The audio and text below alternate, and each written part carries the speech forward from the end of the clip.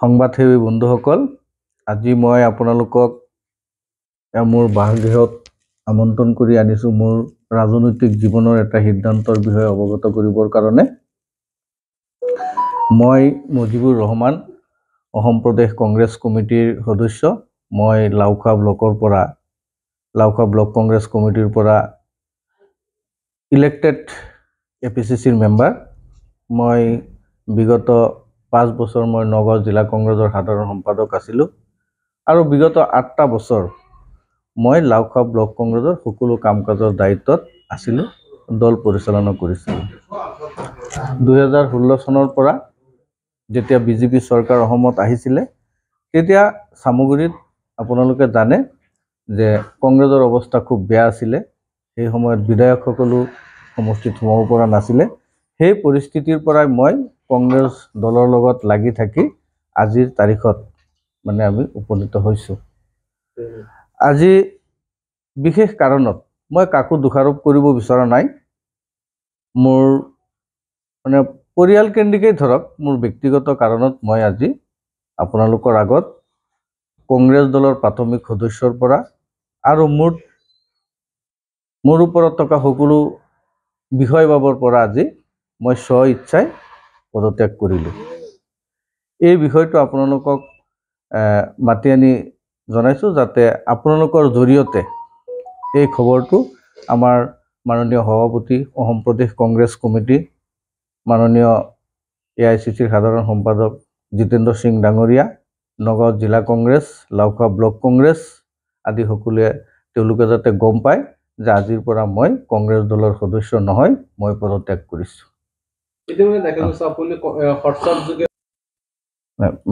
বিধায়ক ডাঙৰীয়াৰ লগত মোৰ ব্যক্তিগতভাৱে আজিলৈকে কোনো ধৰণৰ ব্যক্তিগত আশেষ নাই, যদিও কিছুমান মইমতালি আৰু একানায়কত্ববাদ চামগুৰি সমষ্টিত চলি আছে চামগুৰি কংগ্ৰেছত।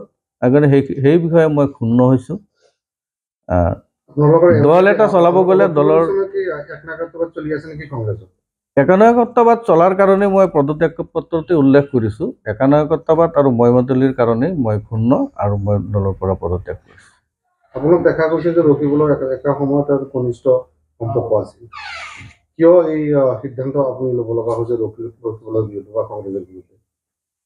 না, তেনেকুৱা কোনো ব্যক্তি বিশেষৰ বিৰুদ্ধে নহয়, মোৰ ব্যক্তিগত কিছুমান কাৰণ আছে। ধৰক, মই যেনেকৈ দলৰ কাম কৰিব বিচাৰিছোঁ সেইমতে মই কৰিব পৰা নাই। সেই বিষয়ে মই এতিয়ালৈকে কোনো সিদ্ধান্ত লোৱা নাই যে মই কোন দলত যোগদান কৰিম, তেনেকুৱা সিদ্ধান্ত মই লোৱা নাই। মোৰ ধৰক এডভাইজাৰ আছে, মোৰ পৰিয়াল আছে, মোৰ লগত বহুত মানুহ আছে, তেওঁলোকৰ লগত আলোচনা কৰিম। তেওঁলোকে যদি মোক কিবা পৰামৰ্শ দিয়ে সেই বিষয়ে মই চিন্তা চৰ্চা কৰিম। নহ'লে মই হয়তো ৰাজনীতিয়ে কৰিব লাগিব বুলি তেনেকুৱা কোনো কথা নাই। মানুহতো এনেও ৰাজনীতি নোহোৱাকৈতো বহুত মানুহ আছে, তেনেকৈও থাকিব পাৰিম। কিন্তু যোৱাকালি মই গম পালোঁ, তেওঁলোকে মোক অফিচিয়েলি কোনো ইনফৰমেশ্যন দিয়া নাই বা এতিয়ালৈকে মই পোৱা নাই। মই ছ'চিয়েল মিডিয়া যোগে গম পাইছোঁ লাওখোৱা ব্লক কংগ্ৰেছ কমিটিয়ে কৈছে যে মই দল বিৰোধী কাৰ্যত জড়িত আছোঁ। মই কি দল বিৰোধী কাৰ্যত জড়িত আছোঁ সেই বিষয়টো তেওঁলোকে উত্থাপন কৰিব লাগিছিলে। আৰু যদি কোনোবা দলৰ কৰ্মকৰ্তা যদি দল বিৰোধী কাৰ্যত যদি জড়িত থাকে, তেখেতৰ এগেইনষ্টত দলে প্ৰথমতে চক'জ কৰিব লাগে। চক'জৰ ৰিপ্লাই দিয়াৰ পিছতহে তেখেতক ছাছপেনশ্যন কৰিব লাগে। তেনেকুৱা দলৰ সংবিধান মতে মই কৈছোঁ দেই। তো তেওঁলোকে আজি মোক তেনেকৈ কোনো চক'জ নিদিয়াকৈ APCC লৈ তেওঁলোকে প্ৰস্তাৱ প্ৰেৰণ কৰিছে মোক দলৰ পৰা বৰখাস্ত কৰিব লাগে। মই শুনিছোঁ, মই কিন্তু এতিয়ালৈকে নাজানো। কিন্তু সেইকাৰণে মই আজি পদত্যাগ পত্ৰ ভূপেন বৰালৈ মই ছ'চিয়েল মিডিয়া যোগে মই পঠাইছোঁ। সেইটো ছ'চিয়েল মিডিয়াৰ যিমান আছে মই চবতে আজি প্ৰচাৰ কৰিম। আপোনাৰ লগতে আৰু কিমান কংগ্ৰেছ কৰ্মীয়ে দল ত্যাগ কৰাৰ সম্ভাৱনা আছে? এতিয়া সেইটো ঠিক তেনেকৈ ক'ব নোৱাৰিম, সময়ত দেখা যাব। যদি মই কংগ্ৰেছ এৰিছোঁ তো মোৰ কিছুমান শুভাকাংক্ষী আছে, হয়তো তেওঁলোকেও এৰিব পাৰে। কিন্তু মই কাকো জোৰ কৰা নাই যে কংগ্ৰেছ এৰিব লাগিব, অমুক দল কৰিব লাগিব, যিহেতু মই কোনো দলত যোৱাৰে সিদ্ধান্ত লোৱা নাই এতিয়ালৈ। কংগ্ৰেছৰ আভ্যন্তৰত যিটো সংঘাত, সেই সংঘাতটো বৰ্তমান বেছি হৈছে নেকি? সংঘাতটো ধৰক সেইবিলাক কংগ্ৰেছৰ সংঘাত, সেইবিলাক ধৰক ডাঙৰ ডাঙৰ নেতাসকলৰ লিডাৰসকলৰ কথা। মোৰ নিচিনা এজন সৰু কৰ্মকৰ্তাই এই বিষয়ে মানে মাত নমতাই ভাল। তথাপি মই এটাই ক'ম যে কংগ্ৰেছেই হওক, বিজেপিয়ে হওক, এজিপিয়ে হওক, চব হৈছে মিলিভকত। আমি যিসকল গ্ৰাছৰুট লেভেলৰ কৰ্মী, আমিহে মানে বলিৰ কথা। সেইমতেই চলি আছে। সেইটো আপোনালোকেও জানে, এইটো মোক নুসুধিলেও হয়। আপোনাৰ এই প্ৰসংগটো এটা কথা নিশ্চিতভাৱে আপোনাক সুধিব লাগিব যে আপুনি মিলি বকত যিহেতু কৈছে, আপুনি একালৰ ৰকিবুল হুছেইনৰ এক প্ৰকাৰৰ বন্ধু নিচিনা। গতিকে ৰকিবুল হুছেইনক বিজেপিৰ লগত বা ডক্টৰ হিমন্ত বিশ্ব শৰ্মাৰ লগত, অসমৰ মুখ্যমন্ত্ৰীৰ লগত কিবা হেৰি আছে নেকি? সেইটো তেখেতক সুধিব আপোনাৰ।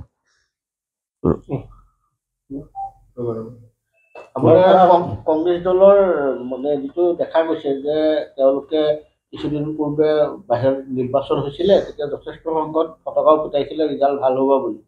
বৰ্তমান সময়ত লোকসভা যিহেতু সমাগত, গতিকে তাৰ প্ৰাক মুহূৰ্তত আপুনিতো কাৰ্যনিৰ্বাহক সদস্য নহয় জানো ষ্টেটৰ? হয়। আপুনি এজন প্ৰদেশ কংগ্ৰেছৰ নেতা বুলিয়ে ক'ব পাৰি আপোনাক। এনেকুৱা ধৰণৰ আৰু বিভিন্ন স্থানত এনেকুৱা পদত্যাগৰ জোৱাৰ উঠিব নেকি, না বিজেপিৰ ফালে ধাৱমান হ'ব নেকি? কালিতো আপোনালোকে নিউজত পোৱা নাই, শিৱসাগৰ ডিষ্ট্ৰিক্ট কংগ্ৰেছৰ গোটেই টিমটোৱে কালি পদত্যাগ কৰিছে। এইবিলাক কাৰণেই এই নেতাসকলৰ আচাৰ ব্যৱহাৰ এতিয়াও যদি ৰজাৰ দৰে ব্যৱহাৰ কৰে নেতাসকলে কৰ্মীসকলক, তেওঁ কৰ্মীসকলতো শূন্য হ'বই। আচলতে নেতা কেনেকুৱা হোৱা উচিত? নেতা মানে কি, আমাৰ মাজৰ পৰা কোনোবা এজনক ভোট দি আমি তেখেতক নিৰ্বাচিত কৰি দিছোঁ আমাৰ ৰাইজৰ কাম কৰিবৰ কাৰণে। গতিকে ব্যৱহাৰটো আমাৰ যেনেকুৱা নেতাৰো তেনেকুৱা।